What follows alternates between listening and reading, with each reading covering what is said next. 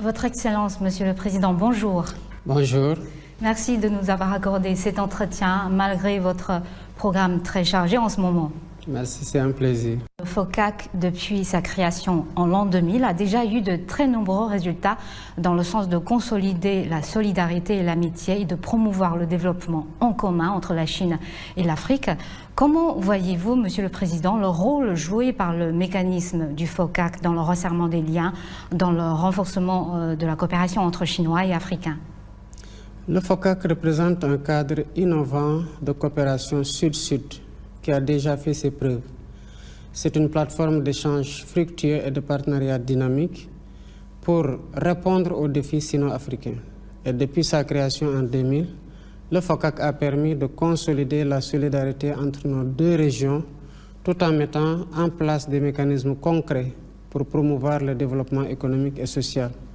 C'est donc une plateforme de dialogue régulier et le FOCAC en ce sens permet, à travers l'adoption d'initiatives et de plans d'action, de mobiliser des ressources pour financer des projets structurants en Afrique en s'inspirant du modèle chinois.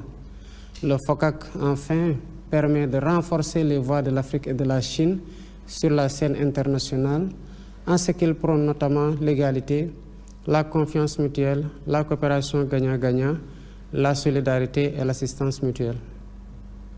Et justement, Dakar, la capitale du Sénégal, a accueilli en 2021 la 8e conférence ministérielle du FOCAC, lors de laquelle le président chinois Xi Jinping a annoncé 9 programmes pour booster la coopération sino-africaine. Et en août l'an dernier, en Afrique du Sud, à l'occasion d'une conférence réunissant dirigeants chinois et africains, le président Xi a encore lancé 3 projets et initiatives pour soutenir l'Afrique dans ses efforts de l'industrialisation, de la modernisation de l'agriculture et de la formation des talents.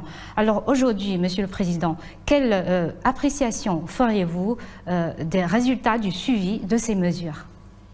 En tant que coprésident du FOCAC et hôte de la 8e conférence ministérielle du FOCAC qui s'est déroulée à Dakar, le Sénégal a été témoin des importantes réalisations de ce partenariat, en particulier dans le domaine des infrastructures, avec la mise en œuvre de l'initiative La Ceinture et la Route. Beaucoup de routes, d'autoroutes, de ports, d'aéroports et de chemins de fer ont été construits. Des investissements importants ont été réalisés dans le domaine de l'agriculture, de la formation technique et professionnelle, de l'hydraulique et de la santé. Le suivi des initiatives et programmes lancés par le président Xi Jinping montre l'engagement solidaire de la Chine aux côtés de l'Afrique, qui augure d'un partenariat plus fort et plus élevé. Nous pouvons donc exprimer notre totale satisfaction dans cette coopération et dans le modèle chinois. Et comme vous l'avez déjà rappelé tout à l'heure, Monsieur le Président, la Chine et le Sénégal sont liés depuis 2016 par un partenariat de coopération stratégique global. La Chine est aujourd'hui le premier partenaire commercial du Sénégal. Le Sénégal a été le premier pays en Afrique de l'Ouest à rejoindre l'initiative La Ceinture et la Route. Peut-on s'attendre à un renforcement de cette relation bilatérale sous votre mandat, vous qui recherchez la souveraineté nationale dans tous les domaines? Pensez-vous que la coopération chinoise pourrait vous accompagner dans cette dynamique? Absolument. Comme je l'ai mentionné plus haut, ma volonté est d'œuvrer au renforcement de cette coopération afin de hisser à un niveau plus élevé, notamment dans des secteurs prioritaires tels que l'agriculture, l'industrialisation, l'hydraulique, la formation technique et professionnelle et la digitalisation.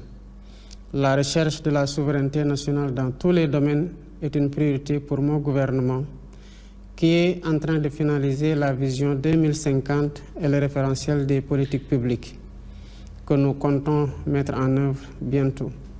Nous travaillons donc avec tous les pays amis et partenaires qui sont disposés à nous accompagner dans la réalisation de ces priorités, y compris et surtout la Chine. Et en termes de politique internationale, on parle aujourd'hui de plus en plus de Sud global. La Chine en fait partie, comme le Sénégal. À votre avis, Monsieur le Président, qu'est-ce que le Sud global peut nous apporter dans notre monde d'aujourd'hui? Et comment voyez-vous les efforts fournis par la Chine pour promouvoir la coopération au sein du Sud global et pour pousser les pays en voie de développement à progresser ensemble? Le Sud global regroupe essentiellement des pays en développement et devient de plus en plus une réalité dans les relations internationales. Il prône la réforme du système international qui, nous le savons tous, est devenu obsolète en ce qu'il perpétue le statu quo et ignore les besoins légitimes de sa plus grande majorité. Le système international est contesté et qu'il urge de le réformer, mais le réformer dans le sens de le rendre plus inclusif, plus juste, plus équitable dans l'intérêt bien compris de tous. Une dernière question avant de terminer cet entretien, Monsieur le Président. La République populaire de Chine va souffler sa 75e bougie en octobre cette année. Quelle évaluation auriez-vous des résultats obtenus par mon pays sur son chemin de la modernisation à la chinoise et que pensez-vous des initiatives lancées par le président Xi Jinping ces derniers ans en termes de développement mondial, en termes de sécurité et de civilisation? Et je vous dis déjà joyeux anniversaire par anticipation et joyeux anniversaire au peuple chinois, à la République populaire de Chine.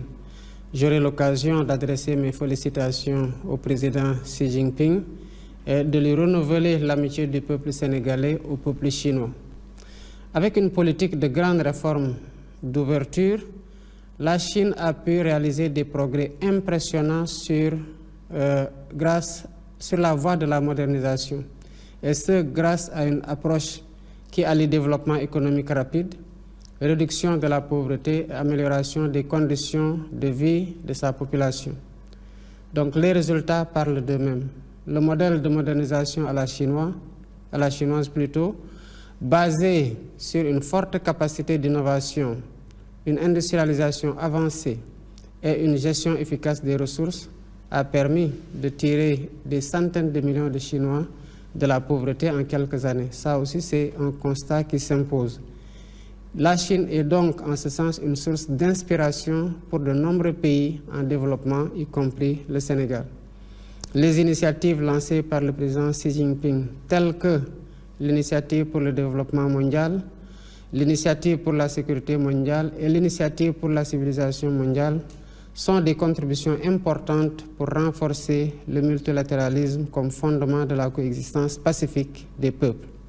Ces initiatives visent à promouvoir un développement inclusif et à renforcer la coopération internationale dans des domaines cruciaux pour l'avenir de l'humanité. La Chine, donc, en un mot, inspire toute l'humanité. Merci beaucoup, Monsieur le Président. Je vous souhaite bon voyage et bon forum.